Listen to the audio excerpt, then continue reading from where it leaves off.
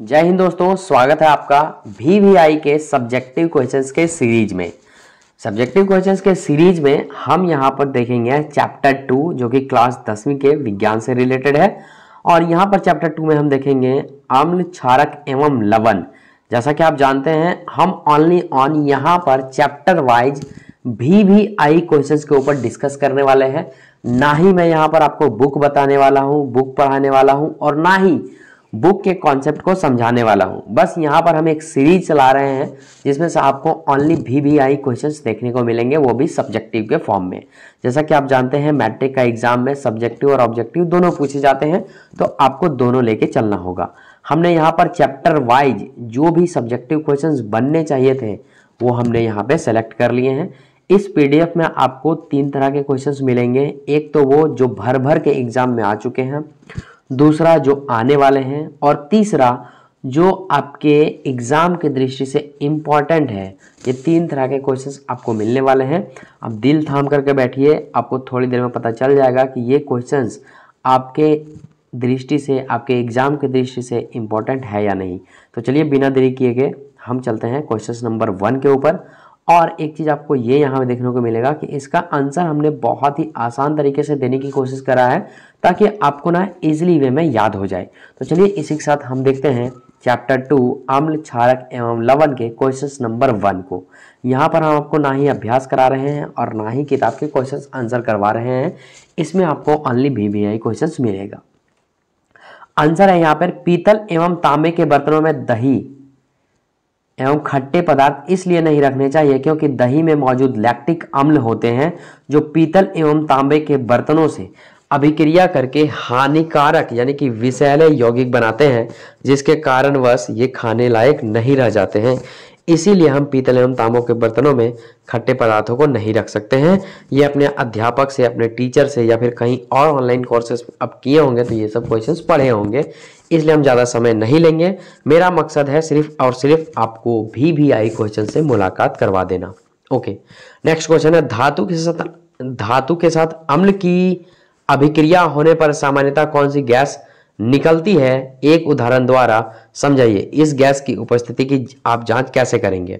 तो सबसे पहले आपको बता दें धातु के साथ अम्ल की अभिक्रिया होने पर सामान्यतः हाइड्रोजन गैस निकलती है। यह क्वेश्चन ऑब्जेक्टिव में भी पूछा जा चुका है। इस अभिक्रिया के लिए हम यहाँ समीकरण दे चुके हैं। जांच, जलती हुई मोमबत्ती को परख नली के मुंह के पास ले जाने पर पट पट अर्थात पॉप ध्वनि सुनाई देती है।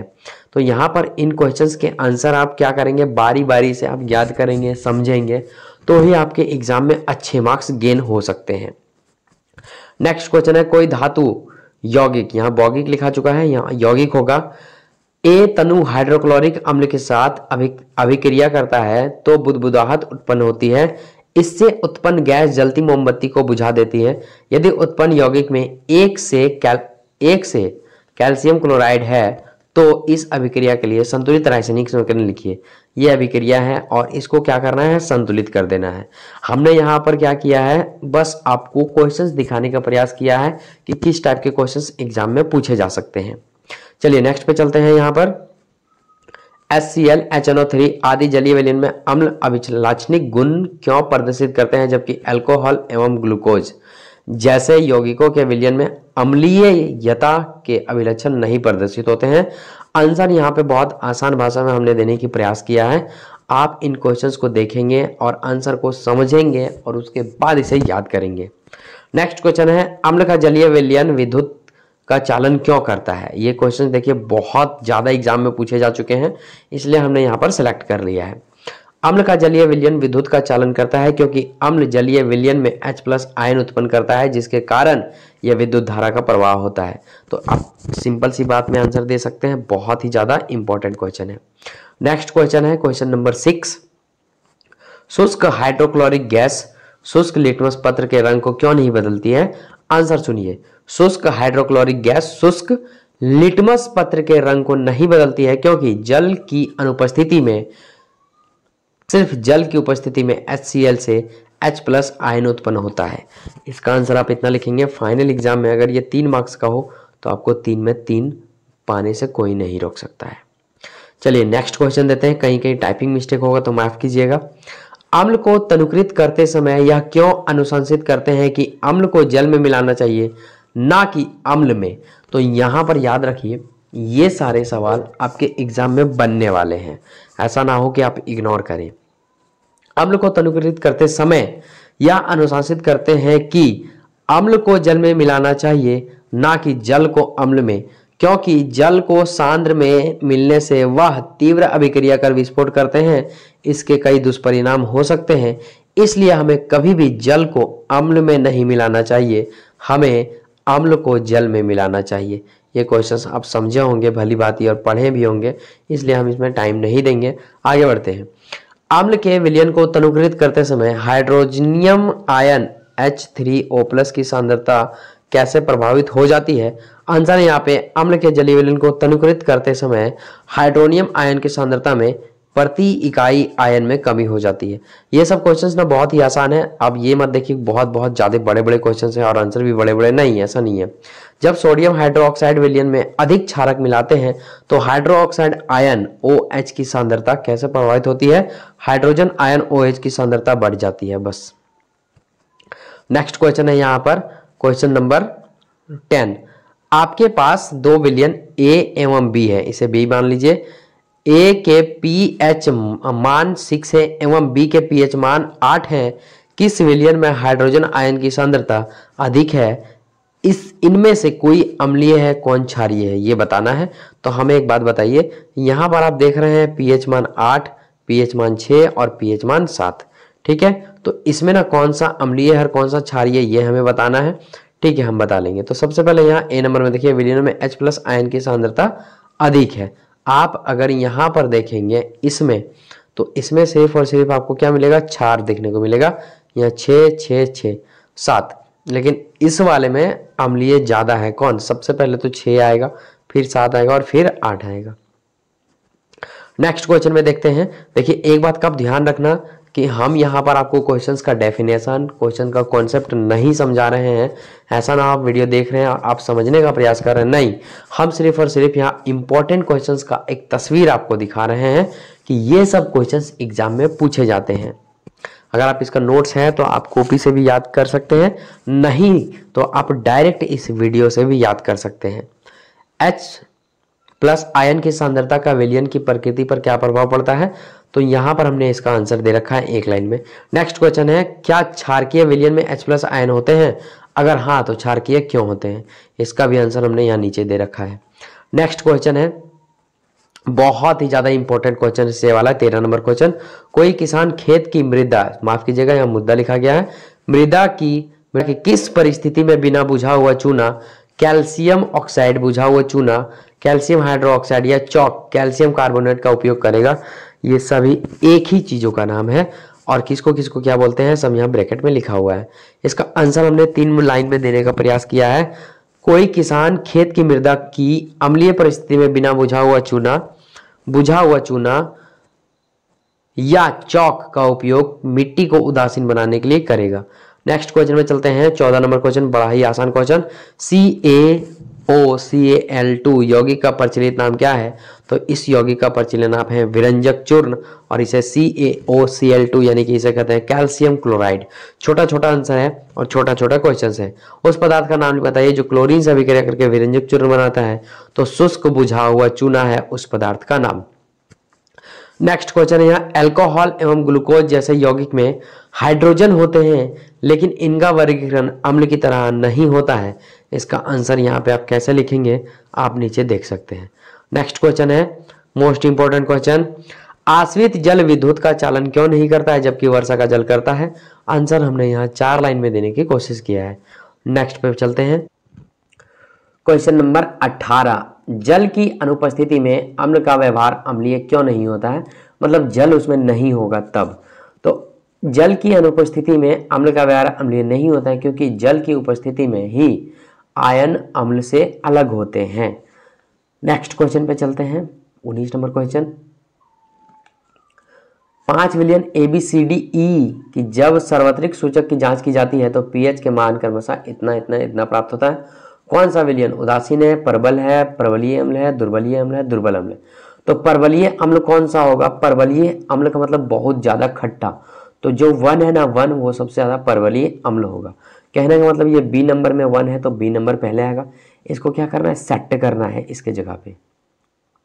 इसका जो आंसर है हमने नीचे मेंशन करा है, यहाँ पे देख लीजिए, है ना। ए क्या है, परवलीय अम्ल है, 4 दुर्बलीय अम्ल है, 7 नंबर में जो होता है वो उदासीन होता है, और ये दुर्बलीय अम्ल है, मतलब बहुत ज़्यादा मजबूत नहीं है। नेक्स्ट ये 20 नंबर का आंसर दिया हुआ है, H+ आयन की सांद्रता जैसे जैसे बढ़ती है गत का मान उसी प्रकार घटता है, कुछ इस प्रकार से। नेक्स्ट क्वेश्चन है 21 नंबर क्वेश्चन, यहाँ पे क्वेश्चंस दिए हुए हैं, इसका आंसर हमने नीचे देने का प्रयास किया है। नेक्स्ट क्वेश्चन है यहाँ पे ताजे दूध के पीएच का मान 6 होता है, दही बन जाने पर पीएच के मान में क्या परिवर्तन होगा, अपना उत्तर समझाइए। ये मोस्ट इंपोर्टेंट क्वेश्चन है, पूछा जा चुका है। ताजे दूध के पीएच का मान 6 होता है, दही बनने की प्रक्रिया में लैक्टिक अम्ल का निर्माण होता है, इसलिए दही के पीएच का मान 6 से कम हो जाता है, ऐसे आप लिख सकते हैं। नेक्स्ट क्वेश्चन है, एक ग्वाला ताजे दूध में थोड़ा बेकिंग सोडा मिलाता है। पहला, ताजा दूध के पीएच का मान 6 से बदलकर क्षारीय बना देता है, और इस दूध को दही बनने में अधिक समय क्यों लगता है। आंसर है इसका यहाँ पे दे रखे हैं हमने, तो यहाँ पर समझ लीजिए ताजा दूध का पीएच मान 6 से बदलकर थोड़ा क्षारीय इसलिए बना देता है क्योंकि दूध में उपस्थित लैक्टोबैलिसस, यहाँ लैक्टोबैलिसस होगा, जीवाणु दूध को अम्लीय बना देता है। दूध में इसलिए बेकिंग सोडा मिलाया जाता है ताकि दूध लंबे समय तक क्षारीय बना रहे, जिससे यह लंबे समय तक बना रहे। इसका भी आंसर हमने नीचे मेंशन करा है, सेकंड नंबर का, आप इसे पढ़ सकते हैं। नेक्स्ट क्वेश्चन है question number 24, plaster of Paris को बर्तन में क्यों रखा जाना चाहिए, इसकी व्याख्या कीजिए। प्लास्टर ऑफ पेरिस यानी कि वाल पुट्टी को आर्द्ररोधी बर्तन यानी कि उसमें पानी वानी नहीं जाना चाहिए, उसमें क्यों रखते हैं, ताकि वो खराब ना हो। आंसर कैसे लिखेंगे, हमने यहाँ पर मेंशन कर दिया है। नेक्स्ट क्वेश्चन, उदासीनीकरण अभिक्रिया किसे कहते हैं, तो जब अम्ल और क्षारक, अम्ल प्लस क्षारक दोनों मिल जाते हैं, इस प्रक्रिया को उदासीनीकरण अभिक्रिया कहते हैं। 2 लाइन 3 लाइन में हमने आंसर दिया है, आप इसे लिख सकते हैं।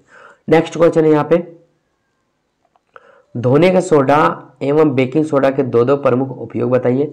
आंसर यहाँ नीचे मेंशन किए हैं। धोने के सोडा का उपयोग, सोडियम कार्बोनेट का उपयोग कांच, साबुन एवं कागज उद्योगों में होता है।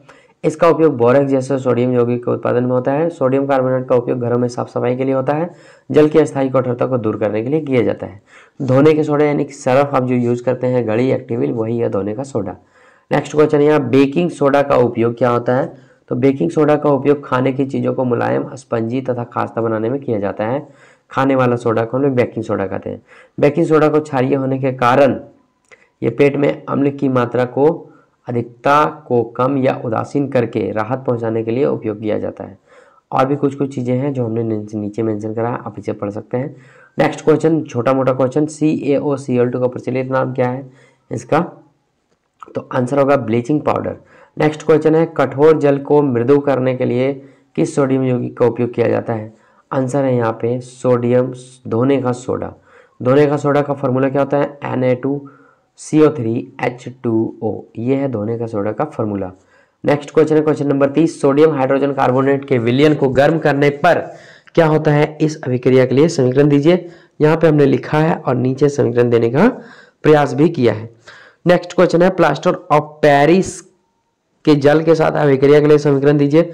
मोस्ट VVI क्वेश्चन है, आप इसे अच्छे से करके ही जाना एग्जाम में, तो आपको एग्जाम देने में भी अच्छा लगेगा। तो यहाँ पे हमने इसका अभिक्रिया को दर्शा दिया, आप इसे समझ सकते हैं। 2 प्राकृतिक सूचकों के नाम लिखिए, तो आंसर है यहाँ पे क्या, हल्दी, है ना, हल्दी और लिटमस पेपर, ये देखिए। चलिए नेक्स्ट क्वेश्चन में चलते हैं। 2 संश्लेषित सूचकों के नाम लिखिए, तो मैथिल ऑरेंज और फिनाप्थेरिन, ये 2 संश्लेषित सूचकांक के नाम हैं। नेक्स्ट क्वेश्चन है क्वेश्चन नंबर 33, कुछ ऐसे पदार्थ जिनकी गंध अम्लीय या क्षारकीय माध्यम में बदल जाती है, इन्हें क्या कहते हैं, गंधीय सूचक कहते हैं। नेक्स्ट क्वेश्चन है, अम्ल के अवशिष्टों के साथ मिलकर धातु एक यौगिक बनाता है और हाइड्रोजन गैस निकालता है, इस यौगिक को क्या कहते हैं, तो इस यौगिक को लवण कहते हैं। नेक्स्ट क्वेश्चन है, कैल्शियम कार्बोनेट के विविध तत्वों के नाम लिखिए, तो कैल्शियम कार्बोनेट के कितने रूप है वो लिखने के लिए बोला है। चूना पत्थर, खड़िया, संगमरमर। खड़िया हो गया आपका जो ये चौक हम लोग लिखने के लिए यूज करते हैं, उसे क्या बोलते हैं, खड़िया बोलते हैं। नेक्स्ट क्वेश्चन है यहाँ पर 6ठा नंबर, चूने के पानी में कार्बन डाइऑक्साइड गैस को प्रवाहित करने पर कैल्शियम कार्बोनेट का सफेद अवक्षेप तथा जल प्राप्त होता है। इस अभिक्रिया का समीकरण लिखिए। इस अभिक्रिया का समीकरण ये हो गया। नेक्स्ट है, इस सफेद का अवक्षेप को क्या कहते हैं? तो इसे कहते हैं कैल्शियम कार्बोनेट CaCO3। अत्यधिक मात्रा में कार्बन डाइऑक्साइड गैस को प्रभावित करने पर क्या होता है, क्या प्राप्त होता है? तो जल में विलयनशील CaSCO3 प्राप्त होता है। नेक्स्ट क्वेश्चन है, अम्ल और क्षार की आपसी अभिक्रिया जिसमें लवण तथा जल प्राप्त होता है, इस अभिक्रिया को क्या कहते हैं? तो इस अभिक्रिया को उदासीनीकरण अभिक्रिया कहते हैं। नेक्स्ट क्वेश्चन है, उदासीनीकरण अभिक्रिया किसे कहते हैं? तो जब अम्ल और क्षारक मिल जाता है तो उसे उदासीनीकरण अभिक्रिया कहते हैं। लिखना कैसे आप यहाँ से देख सकते हैं। नेक्स्ट है, धात्विक ऑक्साइडों की प्रकृति कैसी होती है? धात्विक ऑक्साइड की प्रकृति क्षारीय होती है। नेक्स्ट क्वेश्चन है, अधात्विक ऑक्साइडों की प्रकृति कैसी होती है? तो वो होती है अम्लीय होती है। नेक्स्ट क्वेश्चन, पीतल एवं तांबे के बर्तन में दही पदार्थ क्यों नहीं रखना चाहिए? ये क्वेश्चन। अब नीचे के जितने भी क्वेश्चन हैं सब आपके हो चुके हैं। इसी के साथ हमारा जो है सो चैप्टर 2 कंप्लीट होता है। ये मांसपेशियों में किसे क्रैम्प आते हैं? तो लैक्टिक अम्ल जब जम जाता है तो ऐसे क्रैम्प आ जाते हैं, मतलब मौज वगैरह भी आप बोल सकते हैं। नेक्स्ट क्वेश्चन, चलिए यहीं पर इसका क्वेश्चन का समाप्त होता है। अच्छा, तनुकरण किसे कहते हैं? तो ये सब आप पढ़ लेना, बहुत ईजी तरीके से याद हो जाएगा। दैनिक जीवन में पीएच का महत्व क्या है? तो दैनिक जीवन में पीएच का महत्व क्या है, ये आप यहाँ से लिख सकते हैं। ये क्वेश्चन बन सकता है। हमारे शरीर में 7.0 से 7.8 पीएच के पास कार्य होता है। मिट्टी के पीएच की प्रकृति अम्लीय तो फसल की प्रकृति अनुकूल नहीं होती है। हमारे उदर में हाइड्रोक्लोरिक अम्ल होता है जो उदर की हानि पहुंचाए बिना पाचन में सहायता करता है। यदि मुंह का चब मान या पीएच मान 5.5 से कम है तो दांतों का क्षय हो जाता है। चलिए, ये क्वेश्चंस बहुत ही ज़्यादा इंपॉर्टेंट है, पूछे जा चुके हैं एग्जाम में। विरंजक चूर्ण वाला तो पक्का पूछा जा चुका है। चलिए नेक्स्ट पे चलते हैं। लिटमस पत्र कहाँ से प्राप्त होता है? या ब्लोकफाइटा समूह के लाइकेन वृत्त से प्राप्त होता है। तीन प्राकृतिक पदार्थों का नाम बताइए जो अम्ल और क्षार की उपस्थिति को सूचित करते हैं। हल्दी, लिटमस पत्र और लाल बंदा गोभी। चलिए नेक्स्ट पे चलता है। क्वेश्चन नंबर 53, अम्ल और क्षारक के 2 रासायनिक गुणों को लिखिए। तो यहाँ 2 रासायनिक गुण यहाँ लिखा हुआ है, फिर क्षार का 2 रासायनिक गुण यहाँ पे लिखा हुआ है। चलिए, आश्रित जल विद्युत का चालन क्यों नहीं करता जबकि विषय का जल करता है?